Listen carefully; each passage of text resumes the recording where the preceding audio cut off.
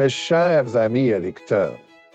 À l'heure où notre bonne ville s'apprête à installer demain dimanche ses nouveaux édiles, où les dorures municipales frémissent d'impatience et où les promesses s'apprêtent à se heurter au réel, votre chroniqueur, qui ne saurait se contenter des seuls échos de la place publique, a jugé nécessaire de porter son regard vers un autre palais, plus lointain, mais non moins décisif, le palais Bourbon.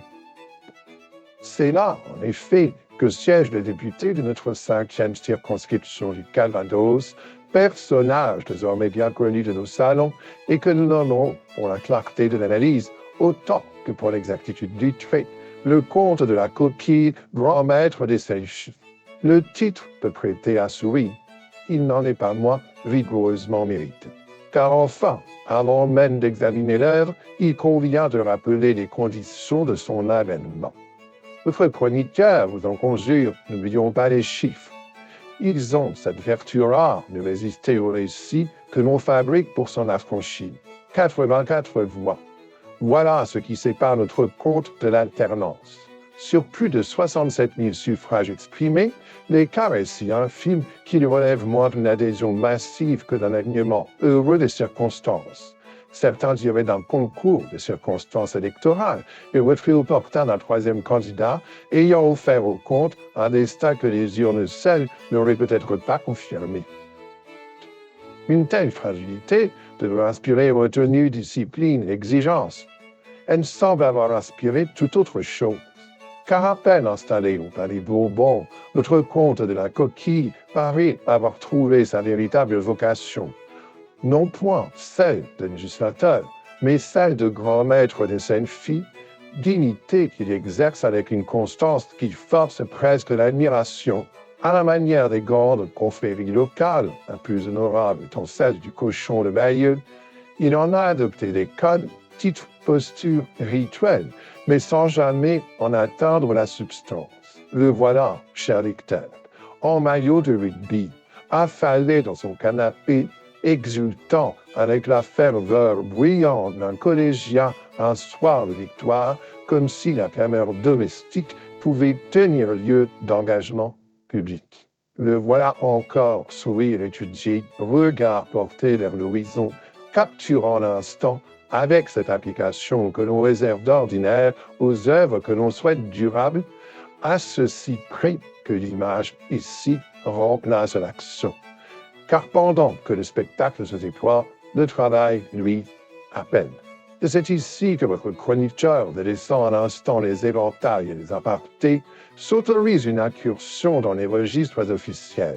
Ces documents austères que l'on consulte rarement, mais qui disent, eux, la vérité nue. Sur 194 amendements proposés, 105 ont été déclarés irrecevables. Irrecevables.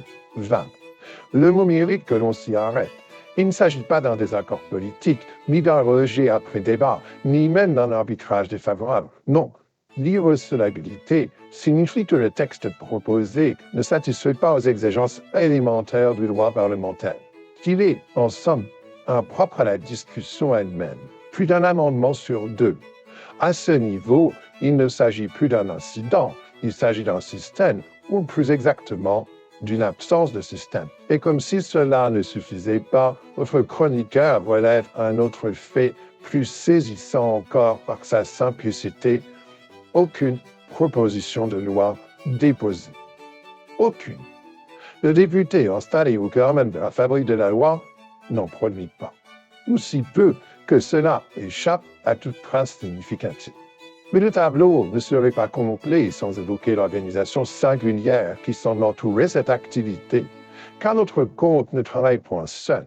Il dispose, comme il se doit, d'un collaborateur, que l'on nomme dans les cercles bien informés l'attaché du poignet. On est à l'ensemble de se déployer avec une remarquable ubiquité. Le voici mobilisé naturellement sur les affaires culturelles en ville, participant à la vie locale, aux événements, aux animations, et dans le même temps supposé contribuer à l'élaboration législative à Paris.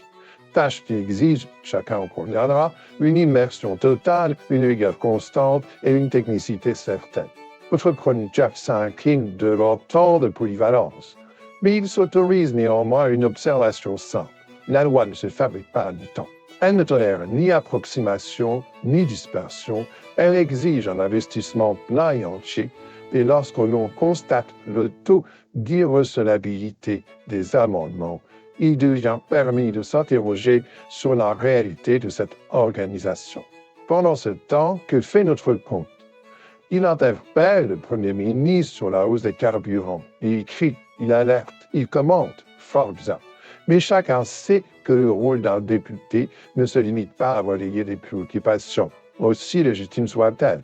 Il consiste à transformer ces préoccupations en dispositifs juridiques robustes, en mesures concrètes, en textes applicables, autrement dit, à faire la loi. Or, entre les coquilles, celles que l'on déguste dans les salons parisiens et celles que l'on retrouve dans les amendements irrecevables, une constante se dessine, l'écart entre l'apparence et la substance. Et puisque certains semblent avoir la mémoire courte, permettez à votre chroniqueur un détour par l'histoire récente de ces mêmes palais. Il fut un temps où un président de l'Assemblée vit sa carrière vaciller pour une affaire devenue célèbre et résumée en une formule restée dans les esprits.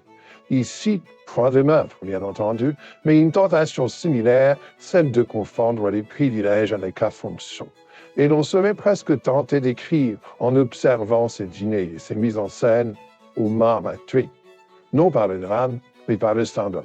Car enfin, pendant que certains comptes dégustent, d'autres comptent. Et pendant ce temps, dans le Bessin et sur la côte de Nac, les habitants comptent. Ils comptent leurs dépenses, leur plein d'essence, leurs factures.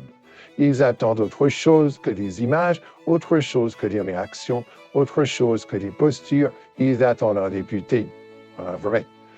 La question de l'or n'est plus simplement ironique, elle devient politique. Que fait réellement au Palais Bourbon le comte de la coquille, le grand maître des selfies, aux frais du contribuable?